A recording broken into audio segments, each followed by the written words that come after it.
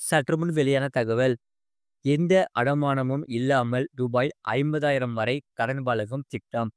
அரசு வெளியிட்ட முக்கிய தகவல். அது சொல்லி தான் பார்க்க போறோம். நீங்க நம்ம சேனல் சப்ஸ்கிரைப் பண்ணாம இருந்தீங்கன்னா மறக்காம லைக் பண்ணிக்கோங்க, சப்ஸ்கிரைப் பண்ணிக்கோங்க, மற்றவர்களுக்கு தெரியப்படுத்த ஷேர் பண்ணுங்க. ஆத்மா நிர்பார் நிதி திட்டத்தின் வாயிலாக எவ்வித பிணையமும் இல்லாமல் 50,000 ரூபாய் வரை சாலையோர வியாபாரிகளுக்கு கடன் வழங்கப்படுகிறது. இந்த திட்டம் குறித்து ஒன்றிய அரசு முக்கிய தகவல் ஒன்றை வெளியிட்டுள்ளது. சாலையோர வியாபாரிகளுக்கு நிதி உதவி வழங்கும் விதமாக ஆத்மா நிர்பார் நிதி திட்டம் ஒன்றிய அரசால் கொண்டு வரப்பட்டது. இந்த திட்டத்தின் கீழ் பிணையில்லாமல் ஒரு வருடத்திற்கு குறைந்த வட்டி விகிதத்தில் சாலையோர வியாபாரிகள் கடன்களை பெறலாம். இந்த நிலையில் பிரதமர் சுவநிதி திட்டத்தின் பயனாளிகள் குறித்து ஒன்றிய அரசு புதிய தகவல் ஒன்றை வெளியிட்டுள்ளது. கொரோனா காலத்தில் பலரும் நிதி நெருக்கடியால் கஷ்டப்பட்டனர். குறிப்பாக சிறு வணிகர்கள், தினக்கூலிகள், சாலையோர வியாபாரிகள் சிரமப்பட்ட நிலையில் அவர்களுக்கான சுவநிதி திட்டத்தை ஒன்றிய அரசு கொண்டு வந்தது.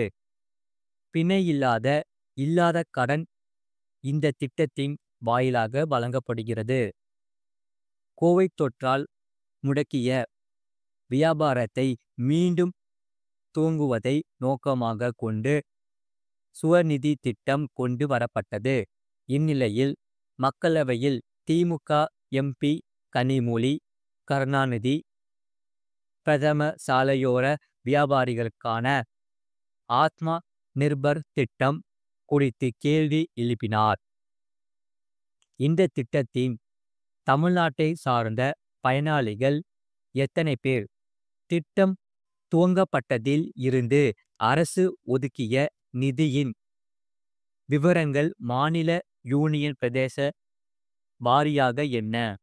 இந்த திட்டத்தில் மோசடிகளை தடுக்க அரசு மேற்கொண்ட நடவடிக்கைகள் என்ன என கேள்வி எழுப்பியிருந்தார். இதற்கு ஒன்றிய வீட்டு வசதி மற்றும் நகர்ப்புற விவகாரத்துறையின் அமைச்சர் தோகன் சாகு எழுத்துப்பூர்வமாக பதிலளித்தார். அதன்படி பிரதம சுவநிதி ஒன்றிய அரசின் திட்டமாகும். மாநிலங்கள், யூனியன் பிரதேசங்களுக்கு இந்த திட்டத்தின் கீழ் எவ்வித நிதியும் வெளியிடப்படுவதில்லை. நேரடியாக பயனாளிகளின் வங்கி கணக்குகளில் கடன் தொகை செலுத்தப்படுகிறது. பிரதமர் சுவநிதி திட்டத்தின் கீழ் பலனடைந்தவர்களின் எண்ணிக்கை ஜனவரி 30, 2025 நிலவரப்படி 68.2 லட்சமாகும். இவர்களில் தமிழ்நாட்டில் 3.99 லட்சம் பேர். தமிழ்நாட்டில் அதிகபட்சமாக சென்னை மாவட்டத்தில் 1,429 பயனாளிகளுக்கு கடன் வழங்கப்பட்டுள்ளது. மோசடிகளை தடுப்பதற்கும் அதிகளவிலான விண்ணப்பங்கள் பெறுவதை எளிதாக்கும் விதமாகவும் www.pmsuvanidhi.mohua.government.in என்ற அதிகாரப்பூர்வ இணையதளம் உருவாக்கப்பட்டுள்ளது. மேலும் கடன் வழங்கும் நிறுவனங்கள் விண்ணப்பங்களையும் ஆய்வு செய்து அனுமதி அளிக்கின்றன என தெரிவிக்கப்பட்டுள்ளது. மேலும் இந்த திட்டத்தின் மூலமாக பயனாளிகள் பிணையில்லாமல் ரூபாய் 50,000 வரை கடன் பெறலாம். முதல் தவணையாக ரூபாய் 10,000 பெற்று வெற்றிகரமாக திருப்பி செலுத்திய பிறகு ரூபாய் 20,000 வழங்கப்படும். இதையடுத்து மூன்றாவது தவணையும் பின்பற்றினால் பிணையமில்லாமல் பயனாளி பெறலாம் என்பது குறிப்பிடத்தக்கது. அது மட்டுமல்லாமல் பிஎம் கிசான் பயனாளிகளுக்கு ஒரு முக்கிய செய்தி உள்ளது. பிஎம் கிசான் திட்டத்தின் 19வது தவணைக்காக விவசாயிகள் காத்து கொண்டு இருக்கிறார்கள்.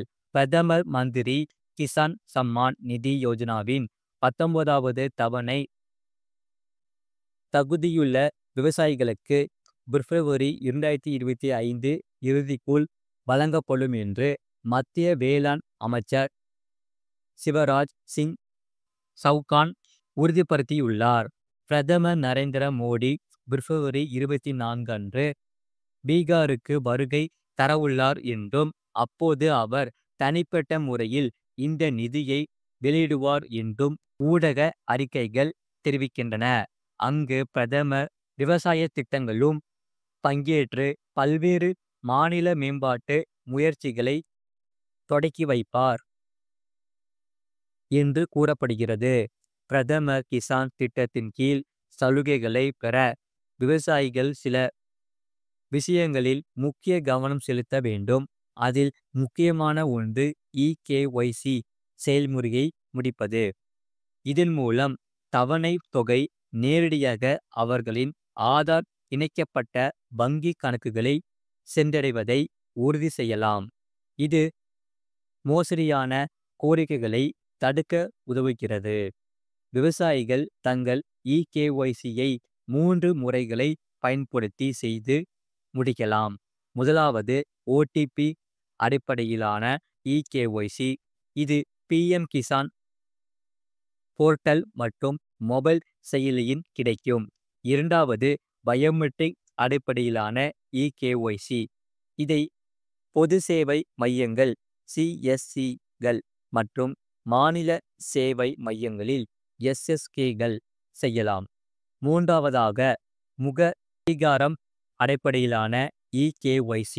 PM கிசான் மொபைல் செயலி மூலம் இந்த வசதியை அணுகலாம். PM கிசான் சம்மான் நிதி திட்டத்தில் பதிவு செய்ய விவசாயிகள் இந்த வழிமுறைகளை பின்பற்ற வேண்டும். முதலில் அதிகாரப்பூர்வ PM கிசான் போர்ட்டல் மூலம் ஆன்லைனில் பதிவு செய்யவும். உதவி தேவைப்பட்டால் அருகில் உள்ள பொது சேவை மையத்திற்கு CSC சென்று உதவி பெறலாம். மாநில அரசின் நியமிக்கப்பட்ட நோடல் அதிகாரிகளை தொடர்பு கொண்டு உதவி பெறலாம். அல்லது உள்ளூர் பட்வாரிகள் அல்லது வருவாய் அதிகாரிகளை அணுகலாம். இதற்கு முன்னர் பிரதமர் மோடி அக்டோபர் 15, 2024 அன்று PM கிசான் திட்டத்தில் 18வது தவணை தொகையை பயனாளிகளுக்கு வழங்கினார். விவசாயிகளை ஆதரிப்பதை நோக்கமாக கொண்ட PM கிசான் திட்டத்தின் மூலம் ஆண்டுதோறும் 3 தவணைகளில் ரூபாய் 6000 வழங்கப்படுகிறது. PM கிசான் திட்டத்தின் கீழ் நன்மைகளை பெற பயனாளிகள் தங்கள் EKYC மற்றும் நில பதிவுகளை சரிபார்த்து முடிக்க வேண்டும். இதை சரிபார்க்காத விவசாயிகளுக்கு அடுத்த தவணையின் பலன் கிடையாது. வங்கி கணக்குகளில் நேரடி பலன் பரிமாற்ற திட்டத்தை செயல்படுத்தாத விவசாயிகளுக்கும் அடுத்த தவணைக்கான பலன் கிடையாது என்பது குறிப்பிடத்தக்கது.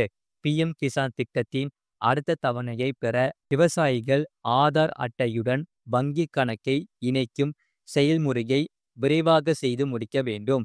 மேலும் இந்த திட்டத்திற்கு விண்ணப்பிக்கும் போது பெயர், பிறந்த தேதி, பாலினம் போன்றவற்றில் உள்ள விவரங்கள் சரியாக இருப்பதை உறுதிப்படுத்திக் கொள்வது மிக அவசியமாகும்.